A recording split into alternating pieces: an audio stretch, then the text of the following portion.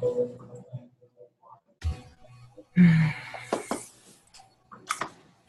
ahead. Hello, everyone. My name is Servane Mouazan from the Womanity Foundation, and I will be your host today for this session. And together with our guests, we will talk about how some ICT and new media ventures contribute to prevent violence against women. So we will be together for 1 hour. And in a couple of minutes, I'll ask the guests to introduce themselves and their innovation. But before, let me give you a little bit of context for this session. So as some of you probably know, 1 in every 4 women will experience domestic violence at the hand of a partner in their lifetime. So women aged 15 to 44 across all cultures are more at risk of rape and other acts of violence than cancer, malaria, motor accidents, or acts of war, according to a study by the World Bank. The root cause of violence against women is gender inequality, leading to unequal power relationships. There is a recent Australian research done and found that nearly half of all women report experiencing abuse or harassment online, and it goes up to 76% of those under 30-year-olds. Yeah, 3 out of 4 women. For this reason, in 2013, the Womanity Foundation has created an award for the prevention of violence against women. And this award supports collaboration and replication of evidence-based programs between organizations. It helps them break down barriers that they might face in the process. And its purpose is to really scale up fast prevention solution. So this year, we're pleased to say that the award will be given to a pair of organizations that are harnessing ICT and new media to prevent gender-based violence. And it works like this. So an organization that has developed a successful approach will adapt and deliver that program with a new partner somewhere else in the world. And the partnership will last for 3 years. And after today's sessions, please stay connected to the Womanity Foundation channels to get more information about the finalists that we will meet today. And then, of course, 1 pair among these finalists will be winning the award in May. So, as you are listening today, if you are active as well in the field of tech for gender, please connect with us as we're growing a peer-to-peer network called ICT for Womanity. And you can also use this hashtag if you happen to tweet about this session today. So we hope to share valuable resources, skills, and opportunities between actors in the field. So the finalists with whom we'll be talking today have developed a variety of tech-based programs that include apps, video games, internet security training, internet TV, feminist servers, and social platforms, among others. Please wave as I call your name. So we have Sarah Djerger from the Emergent Media Center. We represent Breakaway Game. Sarah is Communication and Operation Director for the Emergent Media Center, and she's standing in for Professor Anne Demarle, who is in China, who's probably trying to listen in today. So hello, Anne, if you're around. We have Jack Key, Association for Progressive Communication, and Jack will represent Take Back the Tech. Hi, Jack. We have Alexandra Hache from Tactical Tech Collective, and Alexandra will talk about the Gender and Tech Institutes, all the way from Germany. And we have Nancy Glass from Johns Hopkins University, representing My Plan app. Hi, Nancy. Okay. So now over to the finalist.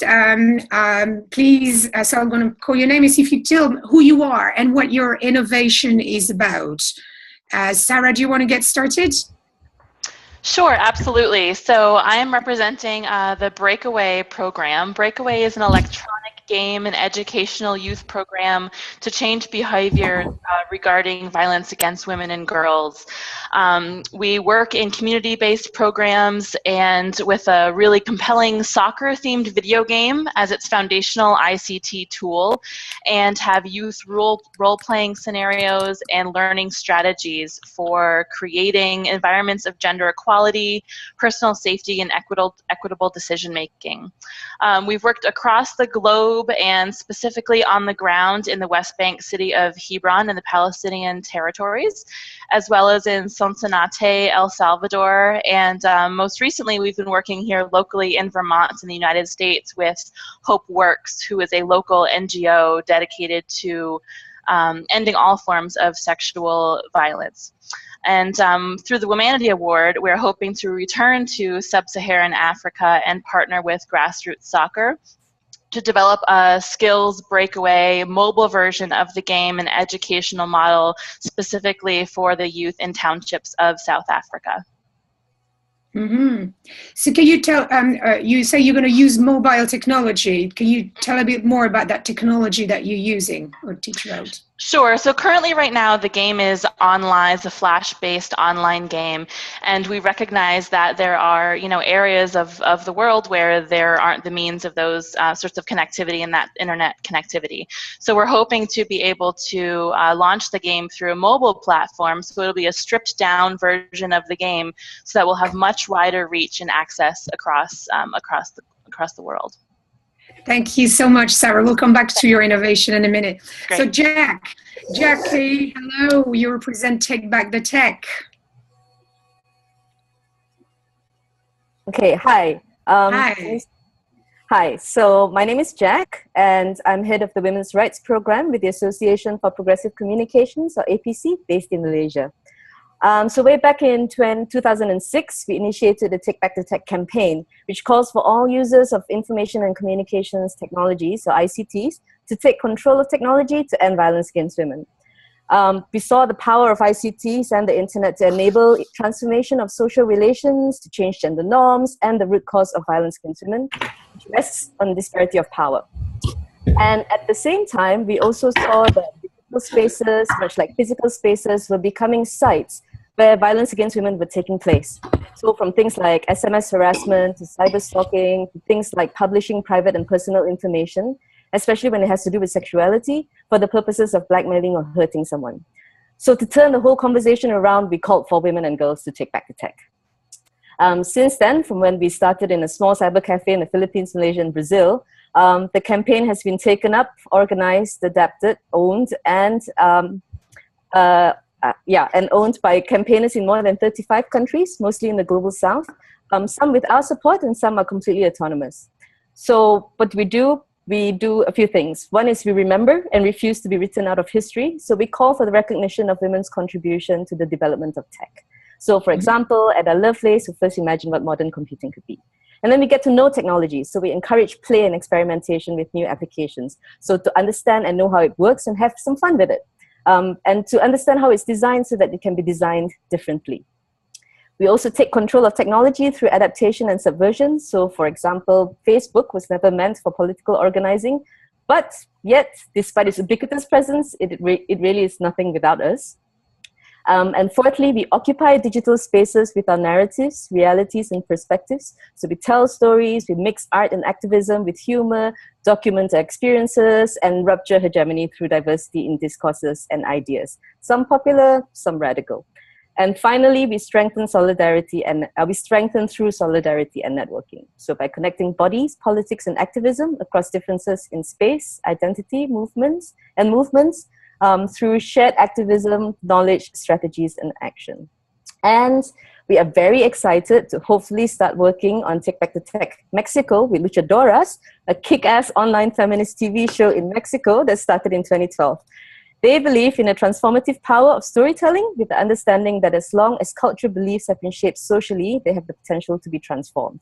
So Luchadoras has more than 20,000 followers on social media. They've interviewed over 200 women's rights activists, artists, academics, and defenders from across Mexico and beyond, including countries like Guatemala, Belgium, and Palestine. And they cover topics as far and wide-ranging as hip-hop culture, oh, sorry, that's my dog, to female genital mutilation. Together with their growing network of feminist techies, activists, artists, and content creators, we know that Take Back the Tech Mexico is going to rock. That's a nice pitch. Excellent.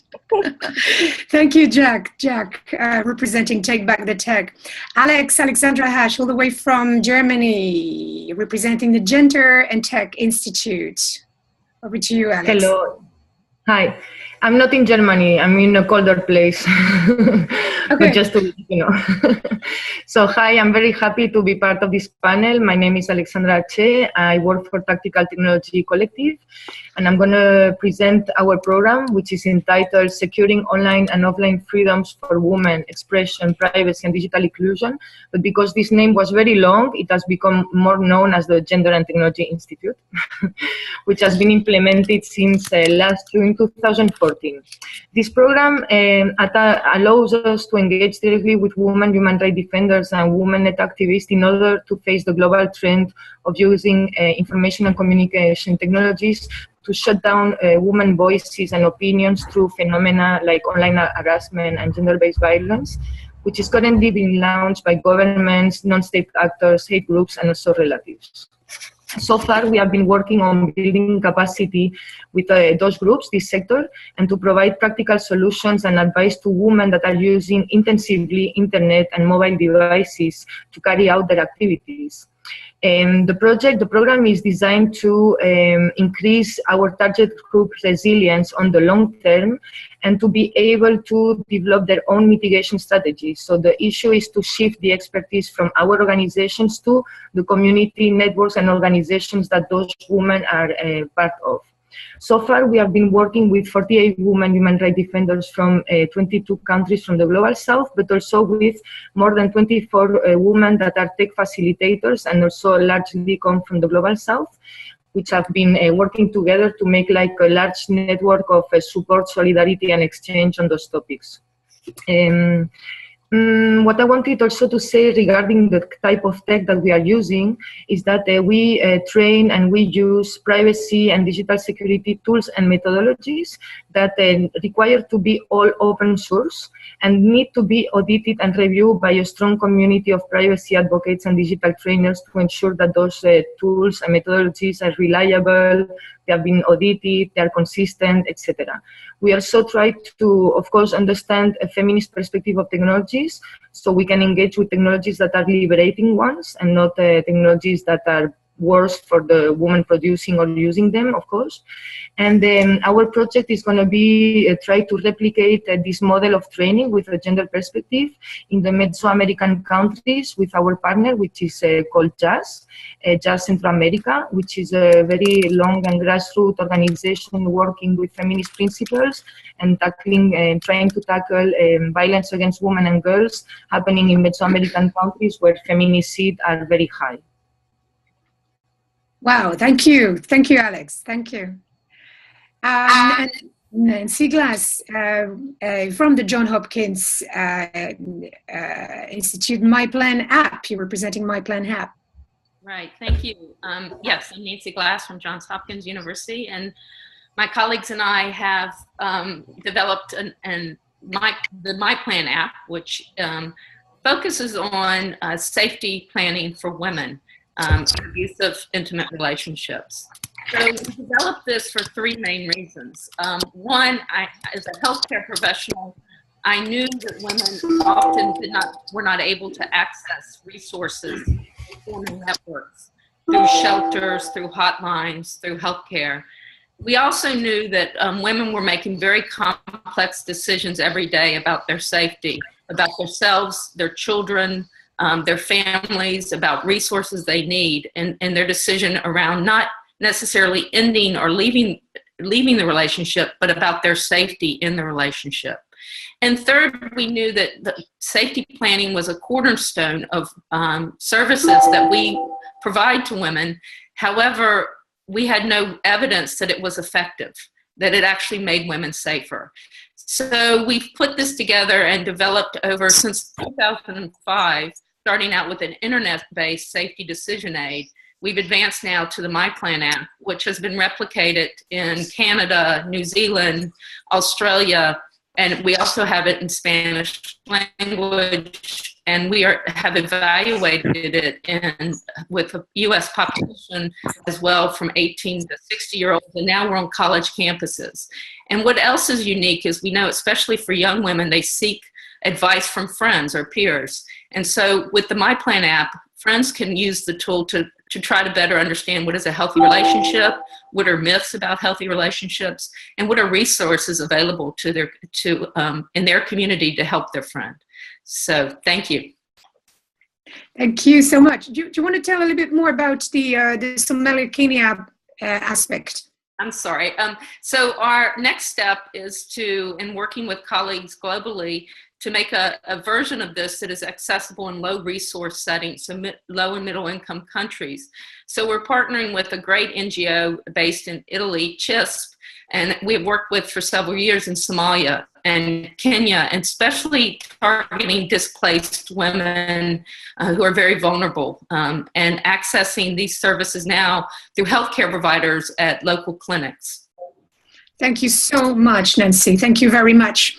Let me turn to Hera Hussain. Hera, you're at? Yep. Hi, Hera. You are the founder of Chayn. So tell us a little bit about, I just want to stress that Hera is not one of the finalists, but has been a very a valuable advisor and commenter on the topic. Hera, you can tell us a little bit about your platform and how it empowers women through tech. And then I'll ask you a couple of questions to give us more insights about the sector in general. Sounds great. So hi everybody, my name is Hera. I'm the founder of Chayn, which is a global network of volunteers who leverage tech to empower women who are experiencing violence by creating tools which are like how-to guides. So for example, how do I build my own domestic violence case without a lawyer? How do I use tech without being spied on by my partner, or if I'm in a college, how do I get out of an abusive relationship but we have the same friends? So answering questions like that to crowdsource websites which provide a central point for information that women are looking for if they're facing abuse at home or from their partners. So we've got that for Pakistan, India, and Italy is launching next month, which is very exciting. And Russia and UAE are in the lineup for this year. And then thirdly, we run hackathons, which are these co-creation events where we get people together who are really passionate about the cause of making life easier for women refugees, and get refugees together with technologists and create solutions that refugees can use. So this is primarily based on the needs of women refugees. And lastly, something new that we're doing this year is digital services, because it's working pretty well. I just sent it to you. Cool. Okay, great. So we're doing digital services, which are about making sure that there's the gap that there is at the moment with regards to funding for charities across the world that work with women. You have to fill that gap with digital services, and more women are coming online. So examples of that is creating a way, 2 new projects are going to be coming up. One is around creating a peer-to-peer network of women who support each other through learning digital skills.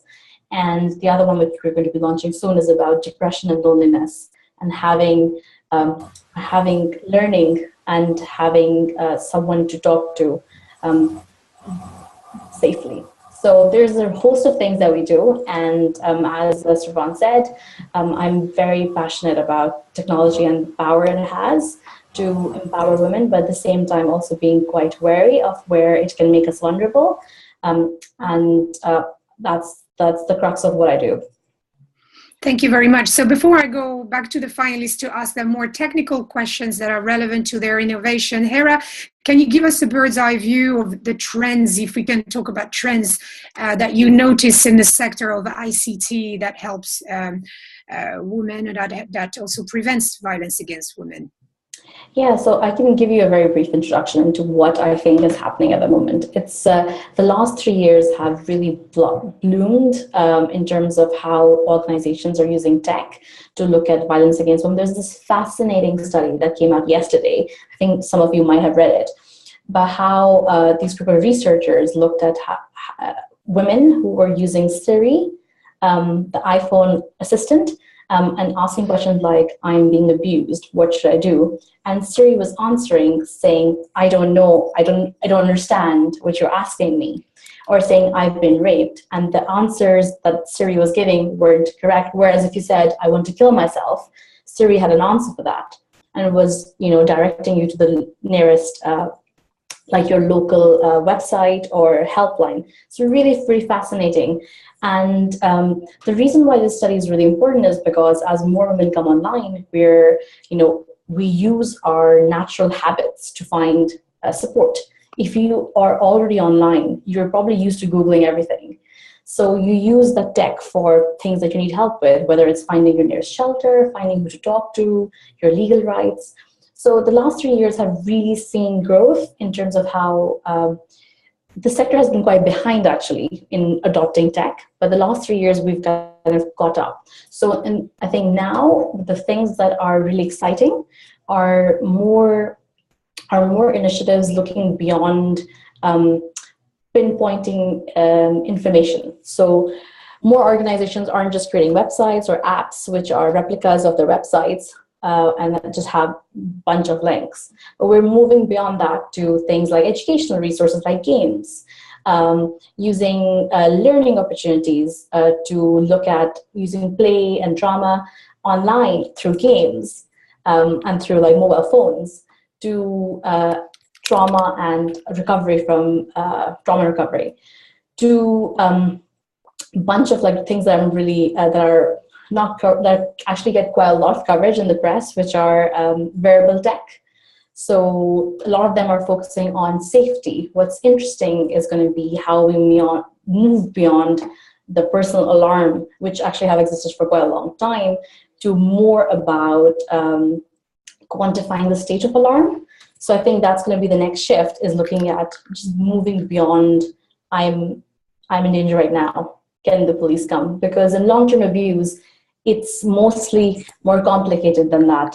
It's about having lots of pinpoints across your day where you feel down or you're feeling threatened. So that's really interesting. Data is another one. Last year, the Gates Foundation announced a $776 million fund about that. One of the components of that was having better gender aggregated data on the experience of violence against women, like violence by women and children, because there's a real lack of good data. We have better data now, thanks to a lot of the work that GSMA has done on how many women are connected to the web, which has really helped charities understand. So for years, mobile communication providers didn't know how many of their customers were women and how they were using tech differently, which is, kind of feels like they should have known that. They should have collected this information. But now we have that. We know there's a shortfall of 200 million women in the developing world, and often phones maybe share. Most women think that it is a life-saving tool. So to sum up, I think wearable tech, games, data, so using data to inform initiatives, campaigns, and of course, social media, I think, is going to still carry on and will be there for a long time. But what's interesting is looking at AI. So like the example I gave you with Siri, that's going to be quite crucial for the next 2 years. Tumblr actually already does it a little bit. If you go on Tumblr and write the word rape, it brings up a message to say, are you okay? Here are some links you should check out if you're in danger, but it doesn't do that for domestic abuse. So there's a learning curve for tech companies where we need to move beyond looking at just suicide and assault, but also looking at long-term abuse and how we can support people through that. Servane, you're muted. What I'm hearing from you is that we're gonna have to have the conversation needs to be established between all the ventures, service users, potential survivors, victims, whatever they position in this scale. There need to be more conversation. A platform like yours can help. A platform like the finalists ventures can help as well. Yes, definitely. So it's more. I think we need to move towards co-creation and looking at tech that women are already using. So if women are using Snapchat, why not use Snapchat to do something rather than creating a new kind of Snapchat? Exactly. So it might be a lengthier process because there might be security concerns or privacy policies that we need to look at, but it has a bigger impact because if you As an example, there was, sorry, it's a small example, but you might have seen that campaign that everybody was sharing about this little dot that people were drawing on their palms. Now, the problem with something like that is that it's so specific, and now that it's all over the internet, it's really easy to identify it. So with apps, if an app can be quite general and it looks like it could just blend into your phone, that sort of thing is exactly why I think the sector needs to use more existing tech, or making it as easily not easily discoverable as possible to protect them. Okay, so based coming back on what taking what you've just said about knowing the impact you can have or the potential repercussion of your program on service users is a very important thing. So thank you, Hera, for that. I'm going to turn to the finalist and ask you that question. How do you know that your prevention programs have an impact? How do you know they work? Who wants to take this question? I'm happy to start. Yes, Sarah. So with Breakaway, with the technology platform of the game, but there's also an in-person component of it as well, with the camps and the facilitated discussions and activities. So we've done numerous user testing throughout development, both online and on-site. We did testing with immigrant populations locally here in Vermont, as well as South Africa and the Caribbean, and we have a back-end database which allows us to collect all of that information about the reach of the game, but also monitoring the users' decisions that they're making throughout the game. And so through that data, we've seen that users are making positive in-game decisions 86% of the time throughout the game. And then on the in-person side of things, with the camps that we've conducted, specifically in El Salvador, there were 2 corresponding research studies that were conducted by our partner, Dr. Wang, at the University of Buffalo State University, New York. And those research studies show that the Breakaway program does positively affect attitudes and behavior. So that was really, really great for us to be able to see that impact in more of a quantitative way. But we've also had some qualitative feedback, specifically from our first camp that was run in Hebron. When we designed the game originally, we thought that it was going to be really challenging to try to, it was a game that was sponsored by the United Nations, so it needed to be globally accepted and relatable in some way, a universal look universally with the artwork and such. And so we recognized that, war-torn Arabic countries were going to be probably the most difficult to reach and sometimes the most difficult to be related to. And so our design choices throughout the game, you'll notice that the female characters in the game, they are covered from their shoulders down to their ankles, but they do not wear headscarves. And so lo and behold, our first camp ended up being in the Arabic area on the West Bank city of Hebron, where the facilitators were wearing headscarves. And one of our favorite stories from that is that the facilitators of the program, they couldn't agree that whether women should play sports or not. It was really a contentious issue for them, but they did agree that everyone should be equally respected. And so they carried out that form of respect throughout the environment through the camps that they were facilitating with the young people. And there were some young boys in that facilitated camp who were really disturbed by this notion of equality and thinking that girls and boys should be able to be on the same playing field, literally and figuratively.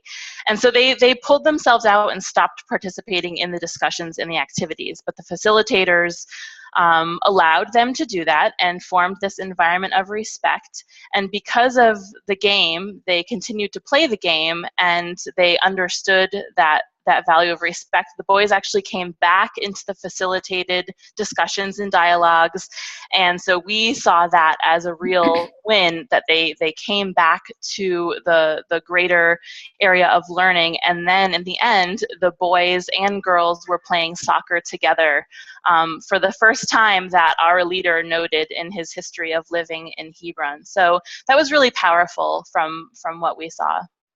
Thank you very much, Sarah, for your impact story. So moving on, and we talk about politics here, and so let's continue up at the cultural and political aspect of the settings when sometimes you develop your innovations. It's a tough time to be a woman who speaks out and defends human rights and gender rights or work rights or any rights. You know that 2 weeks ago, Berta Cáceres, human rights and environmental activist from Honduras, was murdered at her home. And sadly, there are many femicides taking place everywhere in the world. So for those of you who are engaging in countries where the situation is critical, how do you engage with public authorities in countries where political infrastructures are new, fragile, and or corrupt? And I'm thinking in, Nancy, maybe should I go? If you want to go. Yeah, I think this is key, and I think that none of this work can be done without good partnerships on the ground. And in our case, with Somali women, advocates, and organizations that have worked and lived in the community and understand the complexity of the situation. And from day one, we partner with the government, the Ministry for Gender, the Ministry for Health, and get their buy-in so that we're not creating a system that will be shut down, will not be understood, and has a potential for sustainability as the infrastructure develops.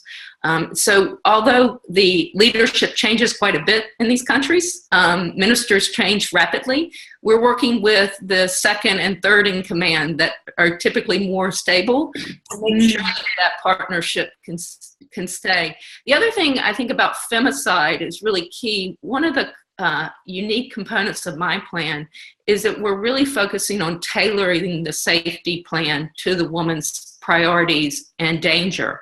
So we use a well-validated tool called the danger assessment that asks women specific items about their relationship. Has the violence increased in frequency and severity? Has he threatened to kill you?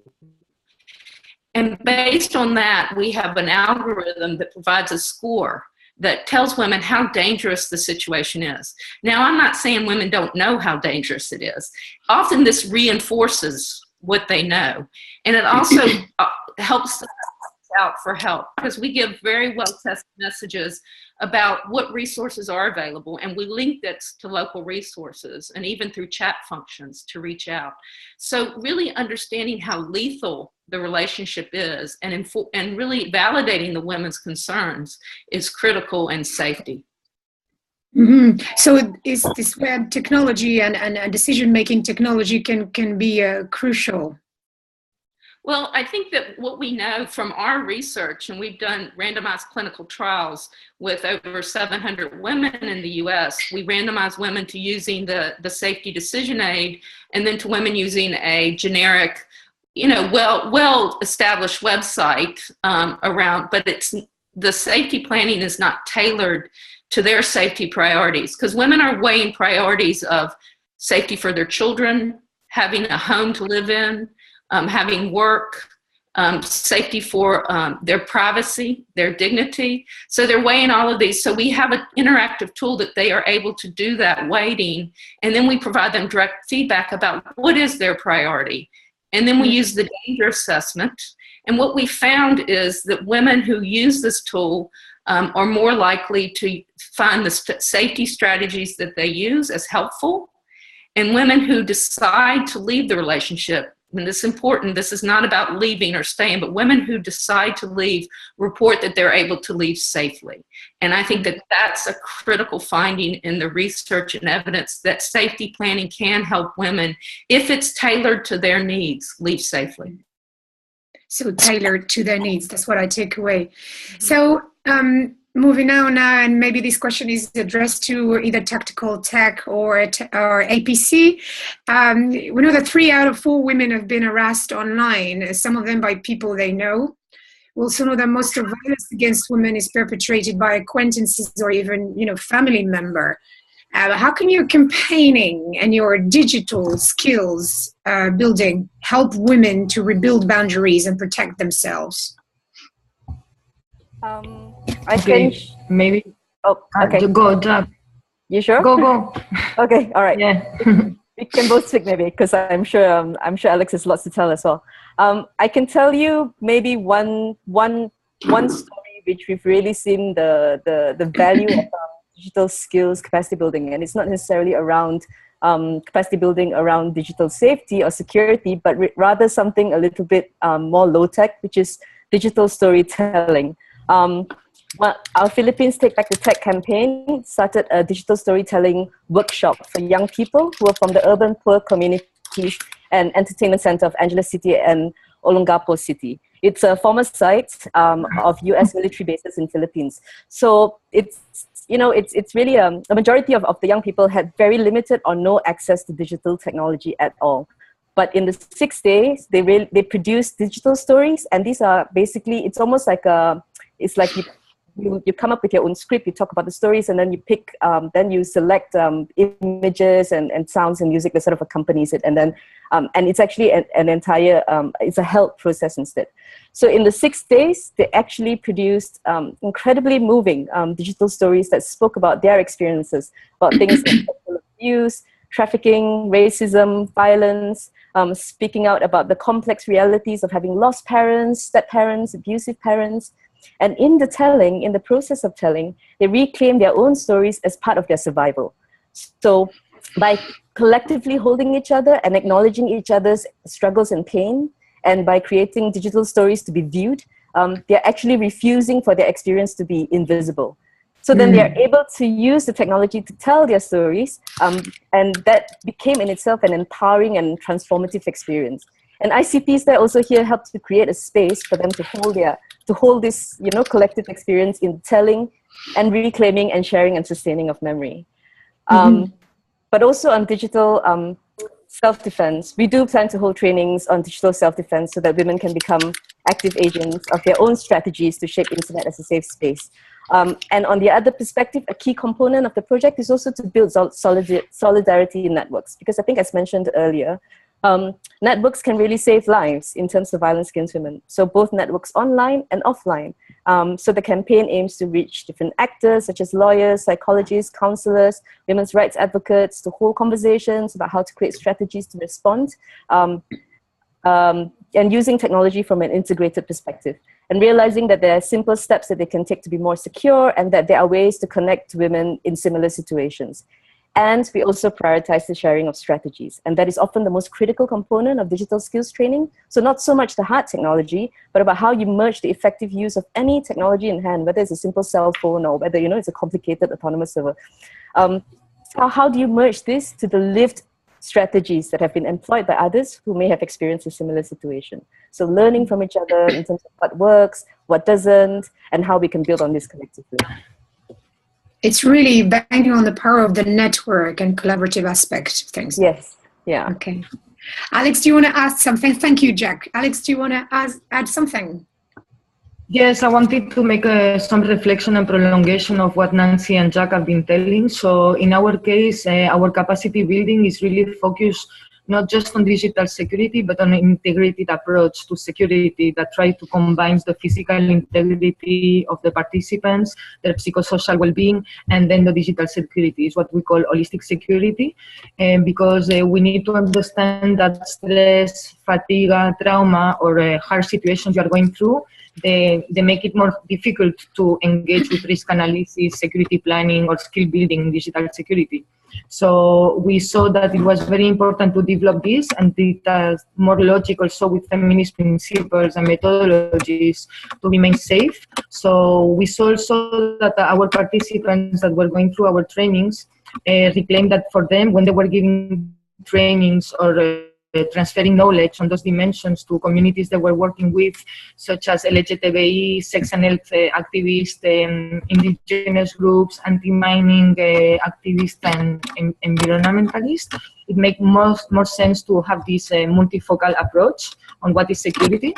And then also, as a complementary way of doing things, we always do everything with the do not harm approach. Means that when we are preparing trainings, we are trying to monitor very precisely before, during, and after the training that we are not putting at risk the participants to the trainings, and that once they come back home and they face new challenges because they're engaging with new kind of activities, they can have a follow-up and they can have support from the network and from ourselves, because the idea is to transform their loneliness and individual fears into collective strategies of support and solidarity to overcome dangers and creating protections amongst the members of these connected networks.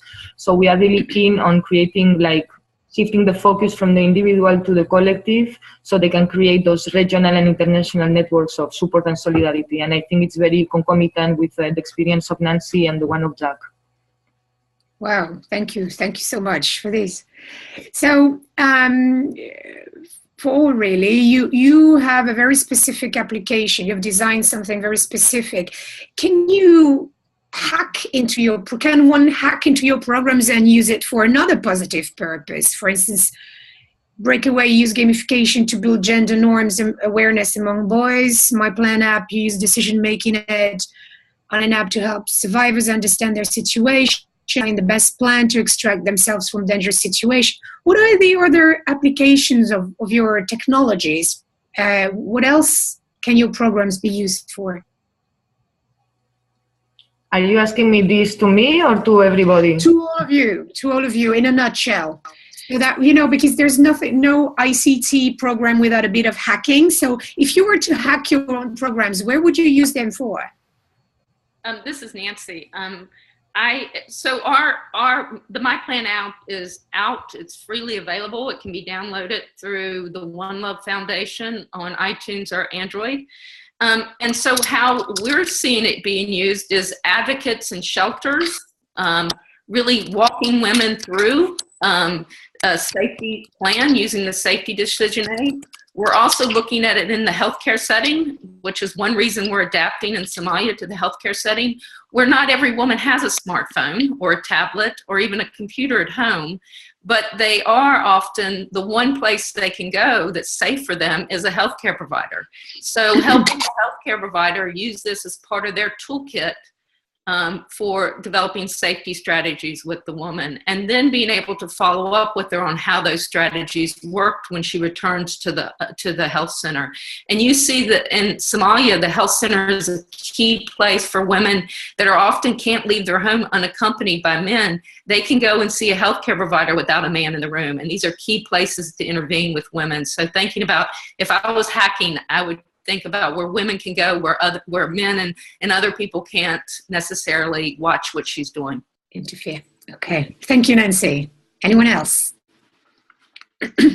Sure, I'll jump in. So I think with Breakaway, the game is online, freely available at breakawaygame.com, and we have CDs available too. But what makes it, I think, unique, aside from the game that we can hack, is the really super easily adaptable educational model that follows with this youth camp. The facilitators that we find in country really take the model and hack it up and make it something that's much more culturally specific and localized to their populations. So that's really, really powerful. And an example, we reached out into Sonsonate, where we had our original camps, and now the school system there through the municipality of Sonsonate is putting Breakaway out into the school system there. So I think for us, it's really also about, formulating these partnerships with the municipalities and the local areas, but also youth programs and other NGOs, so that it has more ability to spread that way. Excellent. It's good to be hacked. May I go? Alex, yes. Okay. See, in the hacking dimension, what we try also through the Gender and Technology Institute is to better understand how every woman that contributes there can begin to create their own initiatives that suit their needs and local context. So what we could see in the kind of initiatives that have been developing after, they have been creating in their own context feminist hackerspace. They have launched it, some people from Brazil, a feminist server. They developed a campaign to target trolls, which is called the Zero Tolerance campaign. Other people begin to repurpose some of the contents that we did produce and repurpose them to their own context. There was also this feminist international hackathon that was an idea from Jack and become this bottom-up, grassroots, decentralized initiative around the world. So I think that in our dimension, in our project, the hacking becomes from understanding the principles behind hacker culture, free culture, and having everyone that is trained to adapt it and recreate its own initiative or campaign or whatever in their own context, and that produce very different outcomes. So hacking is part of the capacity building. Yes, for sure. How beautiful. Jack, do you want to add something? How would you take back the tech? That's hard to say. Actually, Take Back the Tech is pretty open source from the get-go. It's kind of like coded into the so, you know, it's actually very, very free for anyone to take things on, to adapt. And in fact, a lot of our content is actually collaboratively created. And sometimes you don't even know that someone has taken up Take Back the Tech campaigning in different parts of the world. In fact, one of the earliest realization that we had that this was happening was that a person took a photograph of a lamppost in the street in Dublin and put it up on Flickr and tagged it as Take Back the Tech. And then we got an alert and found out, and that there was this entire campaign that was happening in Ireland that, you know, that we really didn't organize. So in that sense, it is extremely hackable. And in fact, you're very welcome to take it on and adapt it to any local context. And on the other hand, we are also really starting to see that Take Back the Tech is starting to grow really beyond sort of addressing specifically violence against women, both online and offline, to taking back the tech in all ways. So we're really also trying to, we're veering towards encouraging looking at communities to build autonomous networks, autonomous feminist networks. And we see this as a critical part of the next kind of like, you know, so what do we mean when we want to take back the tech beyond kind of like security and beyond kind of like, let's look at the design and the infrastructure and the use, and how do we think about this also in terms of like economic and social relations that we're creating around technology. Mm-hmm. So yeah, in that sense, very open source. Excellent. So we are doing the cookbook, I like that very much. So to all of you, we're arriving towards the end. We're getting towards the end of the session, so I'll ask if you can do a very succinct and punchy and powerful message. Many of the technologies developed in the sector rely on the use of smartphones and the internet, which are not affordable or accessible for many living in poverty. Or we know that sometimes there's a geographical poverty that makes that this is hard to get internet, to get Wi-Fi. We know that a greater investment in low-tech, accessible and cost-effective solutions is needed. How do you go around this issue, and what would be your message to corporations, funders, marketeers, philanthropists, investors, you know, the helpers that are keen on supporting your tech-based programs? What would be your message to them? Anyone? Can I kick off that? Okay, so I think that that's the question that I get asked a lot. And I think that for most, like all of us, the one thing we can do is to pressurize governments and big funders to prioritize access to internet as a basic right, because that is one decentralized way, you know, fingers crossed that it remains that way of accessing information and networks that are away from you, that could be within your geographical location, but could be not as well. So it protects all sorts of marginalized groups. And we know that even though we've already missed the targets that we had in terms of internet accessibility for the world's poorest by quite a mile, and it remains that it will still take us more than 50 or 60 years to reach that. And it's really important we do it. Having said that, despite saying this, there is an increasing amount of uptake you have cheap smartphones coming from India and China that are gaining real popularity in Asia and Africa. You have People still have internet cafes. People are sharing phones. One of the most interesting things that came from the refugee crisis is that those areas already had high access to tech, but in the moment of crisis, the need for tech grew like anything because that was the primary information source.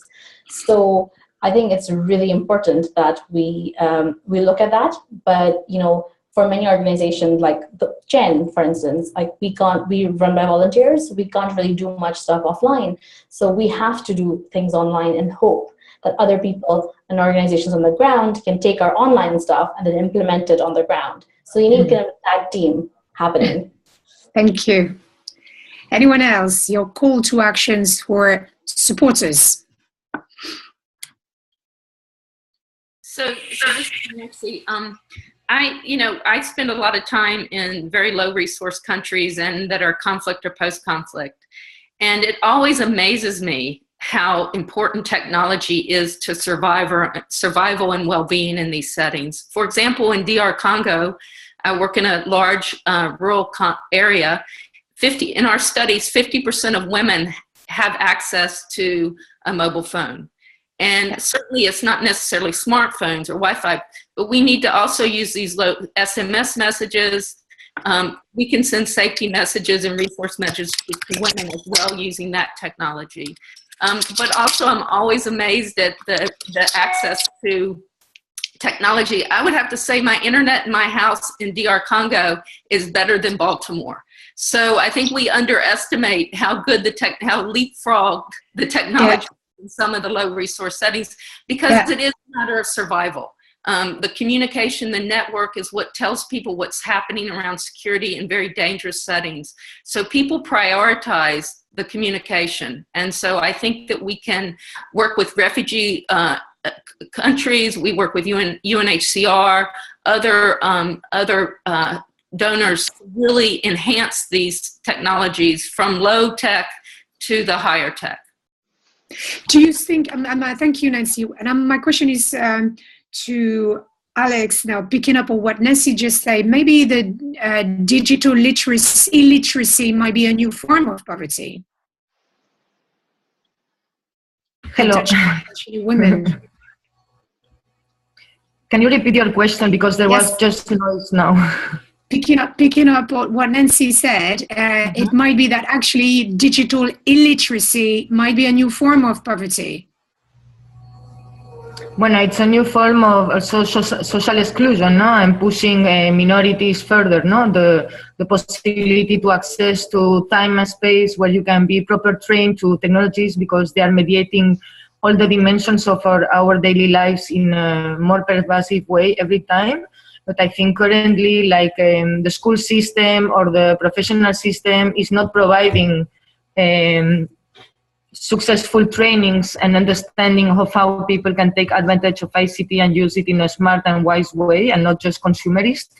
And in that sense, I think that it's also important to promote like more access to connectivity, but respecting the basic principles of the internet infrastructure, meaning net neutrality. No, I think projects like Free Basic from Facebook are not a solution at all. And we need also to stimulate like accessibility to technologies, mesh networks that are built by communities and maintained by communities, but also the importance also to think more about how technologies are produced nowadays, because generally they are based on structural violence against women that are working very bad conditions in electronic maquiladoras and these kinds of places where it's produced. So we need also to better understand what we are consuming, how we can recycle it, how we can have a long time technologies with no obsolescence program. Like there's a lot of things around this. For sure, we need also to create those moments inside society where people can be, really trained to understand how technologies are produced, how they can take advantage of them for social good. No, I'm not sure. I hope you understand my answer. It's great. It's great. Thank you so much. So we're coming slowly to the end already. My last question to you all is, what do you need to disseminate your technologies outside some innumerable shares on Facebook, et cetera, et cetera? What do you really need? How can people, professionals or people in social networks or in companies in the audience be involved and help you disseminate your programs? It's a question to all of you. Sure. So with Breakaway, very specifically, we need hardware. We need to be able to have some tablets and mobile devices to both test and develop on, and then to launch on the ground. We're also always, of course, looking for financial donations to be able to run the programs. Printing costs, of course, who isn't? But also, I think volunteers that are out there in the audience right now, we're always looking for people as well to be able to translate the narrative. The Breakaway right now is available in 4 different languages: English, French, Spanish, and Portuguese. We're working on a Mandarin translation as well, but further translation to be able to get it out to a wider audience would be fantastic. And marketing-wise, really looking to get the word out about this preventative youth-based program. Really hoping to cut off the violence against women earlier on and right at the stem of things. Thank you, Sarah. Thanks. We've seen with our partners, for example, the One Love Foundation, as they develop their campaigns around healthy relationships, and disseminate those. Because the app is linked to that, we see a huge, as a campaign is going on, downloads and use of the app. So partnering with organizations globally that are doing campaigns, as this is a part of their toolkit that women can use and access, is a way of really disseminating it and building the capacity to use the tool globally. So partnering with campaigning organization, joining forces with people who've got established routes for dissemination. Thank you, Nancy. Alex, what do you need? Bueno, I think we need also more work with allies and bystanders. I think tackling gender-based violence is not only thing that women and gender social justice and feminists should do, no? So I think that we need to create more partnerships with other kind of profiles and other kind of organizations, because the violence against women is structural and it's happening at so many levels in our societies that we need to make those solidarity and partnerships networks. No? And we need to involve more people around those topics and not just women, feminists, and that would be my requirement, no? To get out of our networks and expand in other places and make more partnership also with schooling institutions. Education, yeah. Yeah. Okay. So education and also more mainstream networks that might be interested in supporting. Jack, for Take Back the Tech. Well, I guess to join the conversation, to help create content and influence discourse, to share and be generous with what you know, whether this is strategies or experience or research or data or tech skills, and be part of the network and the movement to change communications culture, right? Really what you do all the time. Thank you. Hera, do you want to have a little closing remark on your call to action or needs? I think for Chayn, we need more people to be ambassadors, to do more stuff on the ground, online. I think everybody needs them. We need more people to support a change in culture, from moving from a proprietary, closed, this is my knowledge, to a more open source, more creative, more collaborative atmosphere where organizations can support each other. We need a more intersectionist perspective. So when you do your events, when you do your campaigns, when you do anything, please have a look at who could be you leaving out of the conversation, who needs to be in the room. And I think lastly, we need, I think everybody's going to agree with this one, is that we need mainstream media to support our work. We've noticed whenever there has been a mainstream media focus on domestic abuse, on sexual assault, on forced marriages, on FGM, any issue, you can see the wonders it's done for girls' education. Malala really taking the thing forward, and all of the media organizations supporting her. So we need more of that. We need more media mojo behind all of us. Thank you very much. So let's put your mouse on the little screen on the right side where the chat is, and click on Save Chat. You make sure that you save all the links that we shared today. Save Chat. What we're going to do now is I'm going to share with you that the winner of the Womanity Award 2016 will be announced at the We Share Fest, in our attempt as well to open up the conversation to a more mainstream audience, a collaborative and open source audience that we're going to meet in Paris on during the week of the 17th of May up to the 21st of May. We'll be somewhere around these dates in the festival, so keep up with the social media announcements. I'd like to also invite you to connect to the womanity.org website and save the chat again to make sure that you got that link, so that you get all the information you need for about the Womanity Award and the previous winners that were working on masculinities. Actually, it's great to see what they're doing. Good people. It's Promundo and Abad. I'd like to wish a big thank you, to say big thank you to all our participants, and that was Sarah Djerger from Emergent Media Center at Champlain College. Thank you. Jackie, Association for Progressive Communication, Take Back the Tech program. Alexandra Hache, Tactical Tech Collective, who's not in Germany, for the Gender and Tech Pop-Up Institute. Nancy Glass from the Johns Hopkins University, representing My Plan app, and Hera Hussain from Chayn. And thanks a lot to the Global Tech Women Voices Conference for hosting this session with us today. And join the ICT for Womanity Network. My name is Servane, and it was a session from the Womanity Foundation. Thank you very much.